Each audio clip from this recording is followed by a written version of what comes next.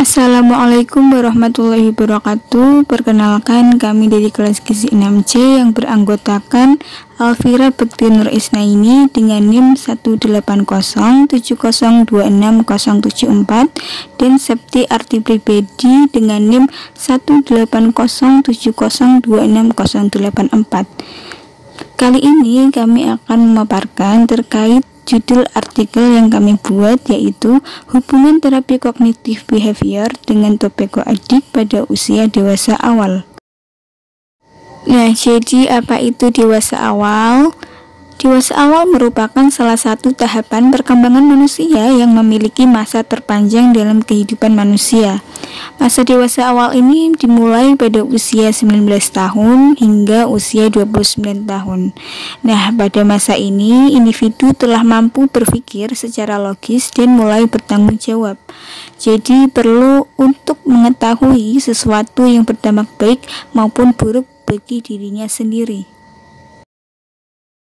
Nah, untuk prevalensinya, perokok aktif ini pada usia dewasa awal di Indonesia menjadi salah satu yang tertinggi di Asia Tenggara. Sedangkan berdasarkan data BPS, persentase perokok usia lebih dari 15 tahun pada tahun 2019 sebanyak 28,97% dan pada tahun 2020 sebanyak 29,25%. Tingginya prevalensi perokok ini memiliki beberapa faktor penyebab, yaitu yang pertama, kemudahan akses dan keterjangkauan rokok. Yang kedua, iklan yang juga mendukung peningkatan prevalensi tobacco addict dengan menampilkan gaya iklan yang menarik perhatian generasi muda untuk mencobanya. Dan yang ketiga, yaitu adanya faktor keluarga, faktor lingkungan.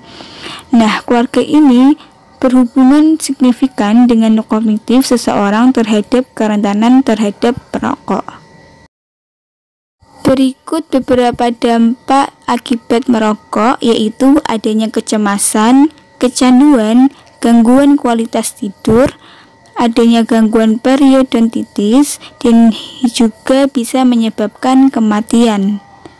Nah, berikut penjelasan terkait kognitif behavioral terapi. Kognitif behavioral terapi atau disingkat CBT merupakan psikoterapi yang memadukan antara terapi perilaku dan terapi kognitif yang didasarkan pada asumsi bahwa perilaku manusia secara bersamaan dipengaruhi oleh pikiran, perasaan, proses fisiologis, serta konsekuensinya pada perilaku. Nah, terapi kognitif ini memberikan fasilitas kepada individu untuk belajar mengenali dan merubah kekeliruan yang telah mereka perbuat. Tujuan utama dari CBT yaitu mengidentifikasi dan memperbaiki pemikiran dan perilaku yang maladaptif serta merusak diri sendiri. Nah, berikut metode yang kami lakukan, yaitu dengan kriteria inklusi sebagai berikut. Yang pertama, berumur 19 hingga 29 tahun. Yang kedua, yang merupakan perokok aktif. Nah, untuk instrumen yang kami gunakan yaitu Google Formulir yang kemudian disebarkan melalui media sosial pada tanggal 5 hingga 10 Juni tahun 2021. Untuk analisis yang kami gunakan dalam penelitian ini yaitu dengan metode survei analitik melalui pendekatan cross-seksional dengan menggunakan uji bivariat gamma. Nah, berikut hasil penelitian yang kami lakukan dengan uji bivariat gamma.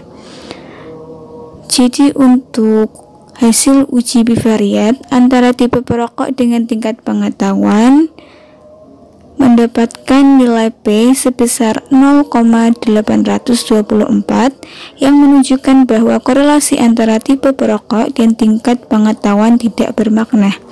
Untuk nilai korelasinya sebesar 0,083 menunjukkan bahwa korelasi positif dengan kekuatan yang sangat lemah. Nah, hal ini menunjukkan bahwa responden yang mengalami tobacco addict ini telah mengetahui pengetahuan terkait bahaya merokok secara umumnya. Selanjutnya adalah hasil uji bivariat antara tipe perokok dengan tingkat sikap. Nah, dari hasil uji yang kami lakukan ini diperoleh nilai P sebesar 0,037 yang menunjukkan bahwa korelasi antara tipe perokok dan tingkat sikap itu bermakna.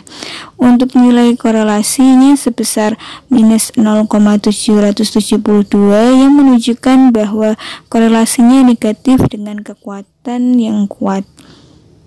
Hal ini menunjukkan bahwa responden yang ada di dalam penelitian kami itu mengetahui sikap yang harus dilakukan untuk sebagai upaya berhenti merokok.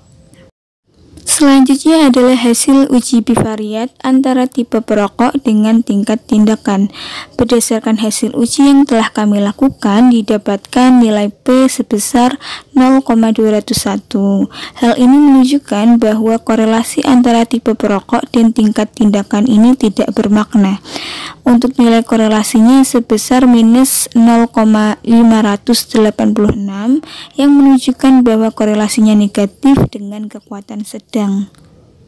Hal ini menunjukkan bahwa responden yang ada dalam penelitian kami ini tidak menerapkan tindakan yang harus dilakukan sebagai upaya berhenti merokok. Berikut merupakan pembahasan dari artikel jurnal kami, yaitu bahwa pengetahuan atau kognitif merupakan domain yang sangat penting untuk terbentuknya tindakan seseorang. Sebelum orang mengadopsi perilaku baru, di dalam diri seseorang terjadi proses yang berurutan, yaitu kesadaran, merasa tertarik, menimbang-nimbang, trial, dan adoption. Nah, dari hasil penelitian mengenai tipe merokok dan pengetahuan merokok pada dewasa awal ini, responden sudah sampai kepada tahap menimbang-nimbang. Hal ini dibuktikan dengan responden yang memiliki pengetahuan yang baik tentang dampak merokok bagi kesehatan dan mengetahui sikap yang semestinya dilakukan, tetapi belum bisa merubah tindakannya dalam merokok. Untuk sikap yang ditentukan oleh kepercayaan individu mengenai konsekuensi dari menampilkan suatu perilaku ditimbang berdasarkan hasil evaluasi terhadap konsekuensinya.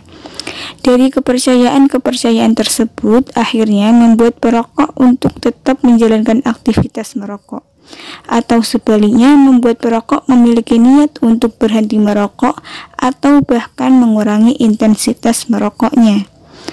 Tindakan merokok dapat dipengaruhi oleh perasaan negatif. Banyak orang yang merokok untuk mengurangi perasaan negatif, misalnya bila ia marah, cemas, gelisah. Rokok dianggap sebagai penyelamatnya. Mereka menggunakan rokok bila perasaan tidak enak terjadi, sehingga terhindar dari perasaan yang lebih tidak enak. Secara manusiawi, orang cenderung untuk menghindari ketidakseimbangan dan lebih memilih mempertahankan apa yang selama ini dirasakan sebagai kenikmatan, sehingga dapat dipahami bahwa perokok sulit untuk berhenti merokok. Berdasarkan hasil penelitian yang kami lakukan, maka dapat disimpulkan bahwa tingkat pengetahuan responden mengenai bahaya merokok sebesar 68% dikategorikan dalam pengetahuan yang baik. Untuk sikap responden terkait perilaku yang seharusnya dilakukan untuk menghentikan penggunaan rokok sebesar 53% dikategorikan dalam sikap yang baik.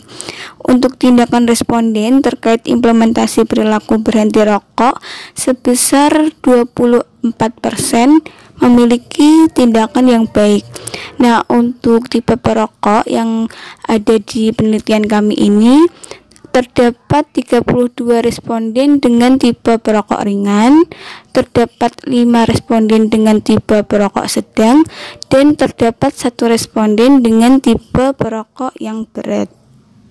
Berdasarkan hasil uji bivariat yang kami lakukan, maka dapat disimpulkan bahwa tidak terdapat hubungan yang bermakna antara tipe perokok dengan tingkat pengetahuan pada usia dewasa awal. Terdapat hubungan yang bermakna antara tipe perokok dengan sikap pada usia dewasa awal, dan tidak terdapat hubungan yang bermakna antara tipe perokok dengan tindakan merokok pada usia dewasa awal.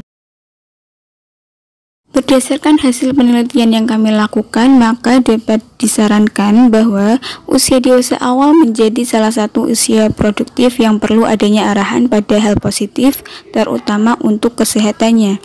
Pendekatan kognitif behavior tepat digunakan dalam upaya terapi berhenti merokok. Kognitif pada seseorang yang mengalami tobacco addict perlu ditingkatkan terkait bahaya yang ditimbulkan akibat merokok. Nah, kognitif yang kuat secara perlahan akan membentuk behavior untuk berhenti merokok. Terima kasih atas perhatian dari teman-teman semua. Sekian pemaparan kami terkait artikel jurnal kami yang berjudul Hubungan Kognitif Behavior terhadap Tobacco Addict pada Usia Dewasa Awal. Mohon maaf apabila banyak kekurangannya dan juga penuturan kata yang kurang tepat. Kami akhiri. Wassalamualaikum warahmatullahi wabarakatuh.